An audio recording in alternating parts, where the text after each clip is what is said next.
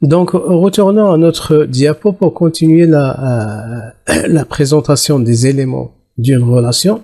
Donc, nous avons dit que le nombre 1 indique qu'il ne peut y avoir qu'un seul enregistrement correspondant dans cette table. Le symbole infini indique que plusieurs enregistrements peuvent inclure la même référence. Retournons pour la définition d'une relation. Donc, pour cela, nous allons retourner à notre base de données que nous avons déjà créée dans la leçon précédente, c'est celle de la bibliothèque. Pour créer une relation, il suffit d'aller dans Outils et Relations. La fenêtre Relations s'ouvre. Vous pouvez ajouter les tables qui seront impliquées dans une relation, soit en appuyant sur Ajouter les tables, comme ça, ou bien il suffit de cliquer, glisser les tables que vous voulez entrer dans une relation. Par exemple, je peux, annuler. Par exemple, je vois que je n'ai pas besoin, par exemple, de la table auteur-livre. Je peux, par exemple, la prendre et appuyer sur supprimer. La même chose ici. Je peux, par exemple, cette relation, je veux la recréer une deuxième fois. Donc, je préfère la supprimer pour partir à zéro. Donc, effacer vous pouvez effacer cette relation en appuyant sur supprimer comme ça. Et voilà. Donc, les tables aussi, je peux les supprimer et partir à zéro. Donc, pour créer les relations entre les tables, je préfère appuyer sur Ajouter. Donc, je peux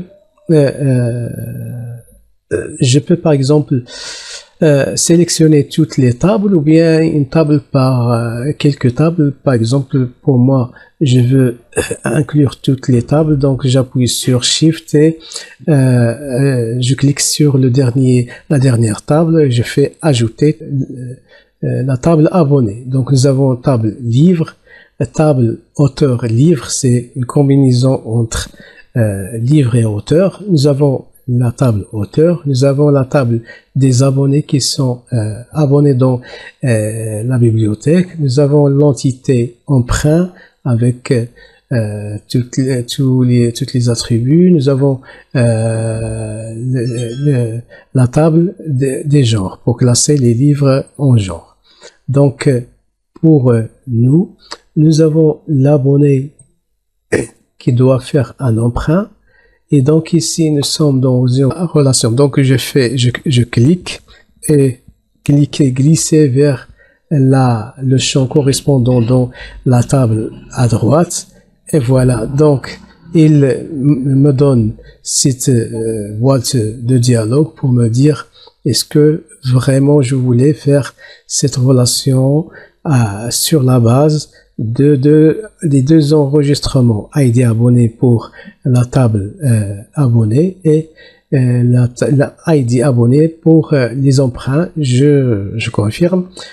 Pour appliquer l'intégrité référentielle, c'est-à-dire pour renforcer cette relation et faire en sorte que chaque enregistrement dans la table gauche doit avoir un autre enregistrement correspondant dans la table droite. Donc j'appuie sur appliquer.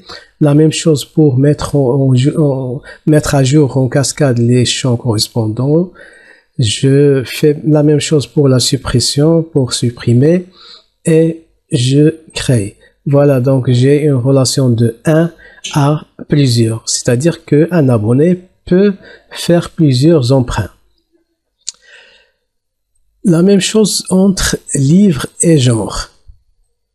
Là, nous avons le champ genre et nous avons la clé primaire ID genre. Donc, chaque livre, il appartient à un seul genre, un genre unique. Donc, je clique dessus, je glisse vers genre.